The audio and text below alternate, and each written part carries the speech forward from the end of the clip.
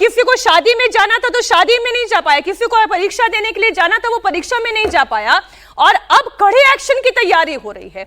ये जो हिला हवाली वाली भाषा है ना अवधेश जी, शर्म नहीं आती इन लोगों को? नहीं तो देश के लिए शर्म का विषय है कि हमारे यहाँ जो 60% जो जिसकी फ्लाइट से देश चल रहा हो उसकी ये दशा हो जाए और लगातार हो और इसमें सुधार नहीं हो। कहा गया 19% फ्लाइट जो है समय पर हो गई है, तो 81% क्यों नहीं हुई भाई? अगर ये तो इंडिगो का क्रिमिनल, ये तो बिल्कुल क्रिमिनल नेग्लिजेंस हुआ। ये इंडिगो फ्लाइट चल कैसे रही थी हम लोग देख रहे, एक फ्लाइट रुकी उतर रही है, आधे लोग उतर रहे हैं। अभी मैं इंदौर में था तो मुंबई के लोग उतर ही रहे हैं और इधर के लोगों को उसमें चढ़ना पड़ रहा है। ऐसी स्थिति वहां हो गई थी। उसमें न तो उसकी सफाई के लिए सही समय है, न पायलट के काम के घंटे निश्चित हैं, न उसमें जो हमारी एयर होस्टेस हैं उनके काम के ऐसे ही चल रही थी। अच्छा, आपने बिना व्यवस्था किए हुए आपने लागू कर दिया रोटेशन सिस्टम। हालांकि आपने बताया था कि इतने तारीख से लागू करेंगे, मीटिंग करना चाहिए था, मीटिंग करके उन्होंने अपॉइंट किया कि नहीं किया, क्या है, पायलटों से बात करके करना चाहिए था। ये कंप्लीट जो है डीजीसीए ऑफिस जो है उसमें तो कोई दो राय नहीं होती, उनका कंप्लीट फेल्योर है। दूसरा, जब लंबे समय तक आप प्राइवेट कंपनियों को हर स्तर पर मनमानी करने की छूट दे देते हैं।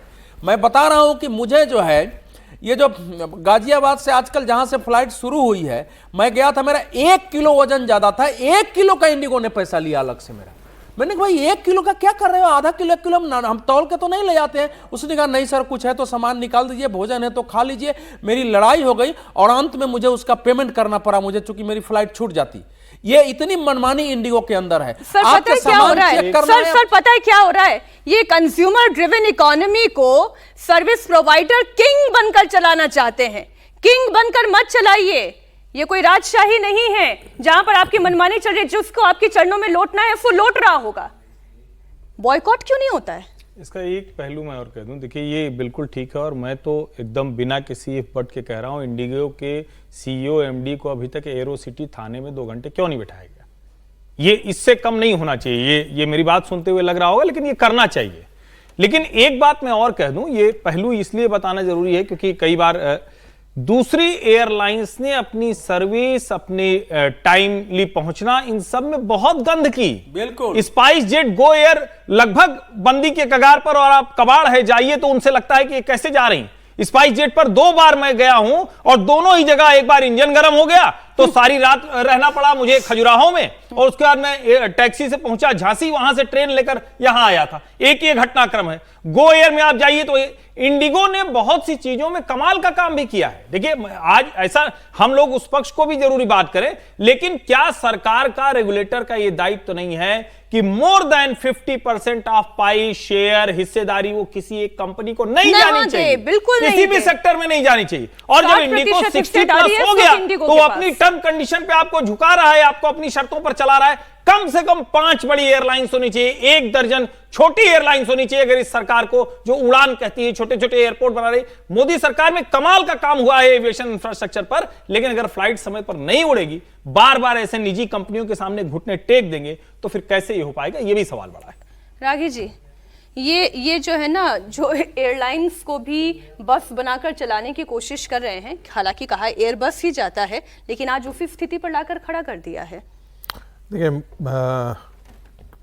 एयरलाइंस का हालत तो ये है कि जैसे अभी कहा ना, एयरपोर्ट पर जाने के बाद हम आपका किराया लौटा देते हैं, ठीक है, आपका किराया लौटा देते हैं, but as a consumer protection act के अंदर हम एक कंज्यूमर हैं उसका, बिल्कुल 100%। और उस कंज्यूमर को यदि आप सर्विसेज नहीं दे रहे हैं तो सिर्फ किराया लौटाना नहीं है। यदि मैं बस में यदि हम जा रहे हैं और मेरा यदि बस पर हम किराया दे रहे हैं और मेरा मान लेते हैं कि मेरा ये टी शर्ट फट गया, तो I am entitled for compensation.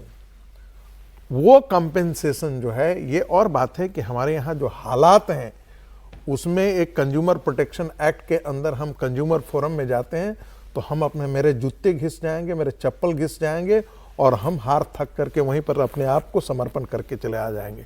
नहीं तो हर कंज्यूमर को कायदे से एंटाइटल्ड होना चाहिए था कि ये जितने उनके लॉस हुए हैं, एक्यूमुलेटेड लॉस, उसकी भरपाई इंडिगो करे।